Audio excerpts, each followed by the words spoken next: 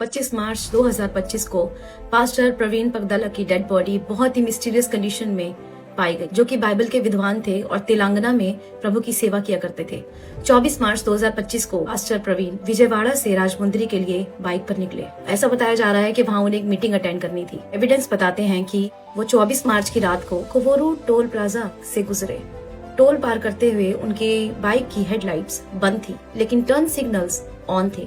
इसके बाद 11:42 PM पर नायरा पंप के सीसीटीवी में दिखे। अगली सुबह 25 मार्च को किसी ने उन्हें पहचाना और पुलिस को इन्फॉर्म किया।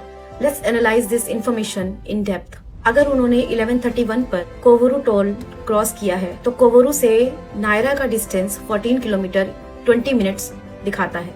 अगर उनका एक्सीडेंट 11:31 से 11:42 के बीच में हुआ तो अकॉर्डिंग टू रिपोर्ट ये 11:41 पर हुआ है। इन दोनों पॉइंट्स के बीच वो कम से कम 75 किलोमीटर पर आवर की स्पीड से चलने के बाद उनकी बाइक का एक्सीडेंट हुआ है। उनका वेट 80 kg था और उनकी बाइक का जिसपे वो ट्रैवल कर रहे थे उसका वेट 160 to 180 kg तक था। पुलिस द्वारा इस इंसिडेंट को एक्सीडेंट डिक्लेयर कर दिया गया है, लेकिन मसीही समाज के कुछ क्वेश्चंस और कुछ डाउट्स हैं, कुछ एजम्पशंस हैं जो इसे हादसा नहीं हत्या बताती है।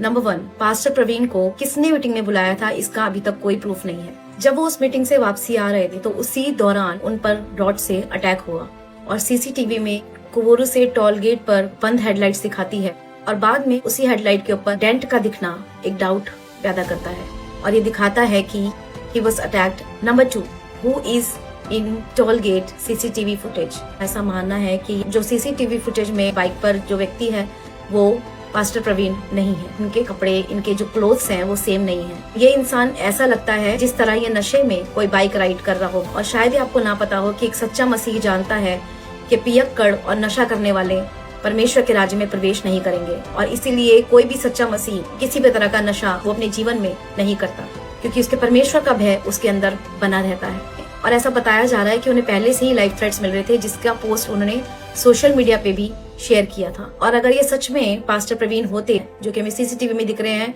तो बेशक वो टोल पर मौजूद पुलिस से जरूर हेल्प मांगते या अपने आसपास मौजूद लोगों को जरूर इन्फॉर्म करते। लेकिन अगर उन पर रॉड से पहले ही अटैक हो चुका है तो वो इतनी जल्दी में है कि मानो जैसे सिर्फ सीसीटीवी के लिए एक शूटिंग चल रही है। नंबर 3, अगर ये हादसा बाइक से हुआ है तो सिर्फ फेस पर ही क्यों इंजरी आई है? रोड पे जो पेड़ पड़े हैं उनके ऊपर उनका खून कैसे लग गया? उन्होंने हेलमेट पहना है फिर भी उसके बावजूद हेड इंजरी कैसे उन्हें हो गई? उनके गाल पर जो घाव है वो कैसे लगा? उनके होंठ कैसे काटे गए? ऐसे एक्सीडेंट में उनके दांत किस तरह से टूटे? और कैसे रॉड से मारने के निशान उनकी बॉडी के ऊपर है? और उनके शर्ट पर बिल्कुल छाती पर ये किस तरह की पैर की छाप है? जो लोग वहाँ पहले से मौजूद थे, जिन्होंने ये प्रूफ्स इकट्ठे कर लिए, पुलिस के पहुंचने से पहले अपने फोन्स में वीडियो बनाई, पास्टर जी की फोटोज ली, उनका यहाँ तक कहना है कि उनकी जबान भी, उनकी जीभ भी काटी गई थी। नंबर 4, जो क्रिश्चियन कम्युनिटी के मन में डाउट्स है वो ये है कि सीसीटीवी फुटेज में दिखाया जा रहा है कि एक बाइक गिरने से धूल उड़ रही है। अगर बाइक किसी आदमी के ऊपर एक्सीडेंट में इस तरह से गिर जाती है, जो कि पॉसिबल ही नहीं है, तो धूल कैसे उड़ी? अगर इस तरह से एक्सीडेंट हुआ है, उनकी बाइक पर अलग अलग तरह से नुकसान होना चाहिए था, उसको डैमेज होना चाहिए था। 75 किलोमीटर पर आवर स्पीड से चलती हुई बाइक का एक्सीडेंट होने पर या उसके गिरने पर इससे ज्यादा डैमेज होना चाहिए था, लेकिन ऐसा कोई भी डैमेज उस बाइक पर नहीं दिख रहा।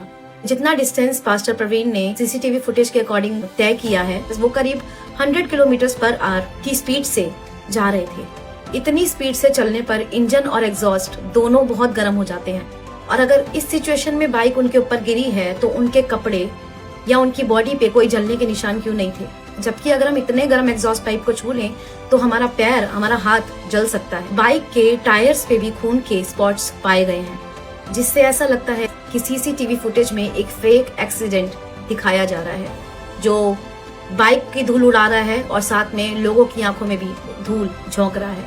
नंबर 5, पुलिस ने पूरी सीसीटीवी फुटेज क्यों नहीं शेयर की? एविडेंस क्यों नहीं कलेक्ट किए गए? क्राइम सीन पर कोई भी डॉग्स नहीं थे, वहाँ पर कोई फोरेंसिक भी नहीं था, और किसी भी क्राइम के बाद एक बाउंड्री लाइन क्रिएट की जाती है, वो बाउंड्री लाइन भी उस क्राइम सीन पर वहाँ पर क्रिएट नहीं की गई।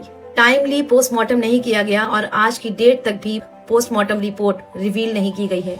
टाइमली FIR भी दर्ज नहीं की गई थी। क्या सारे सबूत जानकर डिस्ट्रॉय किए गए हैं। पास्टर प्रवीण पगदला एक बहुत ही फेमस नाम है जो कि आंध्र प्रदेश में और तेलंगाना में इवेंजलिज्म किया करते थे। वो एक सॉफ्टवेयर कंपनी ओन करते थे और वो आर्कियोलॉजिकल फैक्ट्स के साथ, बिब्लिकल प्रूफ्स के साथ, मुस्लिम्स और हिंदूज के साथ डिबेट में पार्टिसिपेट किया करते थे, जिसमें वो बहुत शांत स्वभाव से एक नॉन वायलेंट तरीके से अपनी बातों को, उन तथ्यों को उनके आगे रखा करते थे, जिससे सामने वाले के पास कोई भी जवाब नहीं रह जाता था।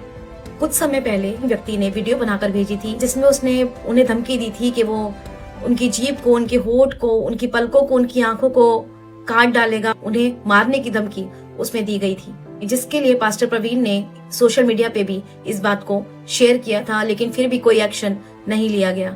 इसी तरह एक व्यक्ति है जो यूट्यूब पर सोशल मीडिया पेज चला रहे हैं जिसमें उन्हें सपोर्ट किया जा रहा है। जीसस पर, पास्टर्स की वाइफ पर, बिलीवर्स पर शॉर्ट फिल्म्स बनाई जा रही हैं, उनकी नेगेटिविटी फैलाई जा रही है ताकि क्रिश्चियंस के खिलाफ नफरत फैलाई जा सके। क्रिश्चियंस का धर्म परिवर्तन किया जा रहा है, उन्हें हिंदू बनाया जा रहा है। तो ऐसे चैनल्स देश में क्यों सपोर्ट किए जा रहे हैं? जब आप एक गुट पर, आप एक कॉमेडी तक बर्दाश्त नहीं कर सकते, तो पूरे मसीह समाज पर ऐसी नफरत आप क्यों फैला रहे हैं? इन्हीं के एक वीडियो पर ऐसा कमेंट आया हुआ है जिसमें पास्टर जी के राजमुंदरी आने के बारे में बताया गया है। पूरे इंडिया में, पूरे भारत में परसिक्यूशन एक्सट्रीम लेवल पर हो रहा है, लेकिन मीडिया इसमें सिर्फ आग में घी डालने का काम कर रही है और कोई भी रिपोर्ट्स, कोई भी न्यूज जो एक्चुअल में हो रहा है, कोई भी न्यूज हम तक या लोगों तक क्यों नहीं पहुंच रही? मोर देन 60 यूट्यूब चैनल्स सिर्फ आंध्र प्रदेश में चल रहे हैं जो कि क्रिश्चियंस के लिए नफरत फैला रहे हैं, मसीहों के लिए नफरत फैला रहे हैं।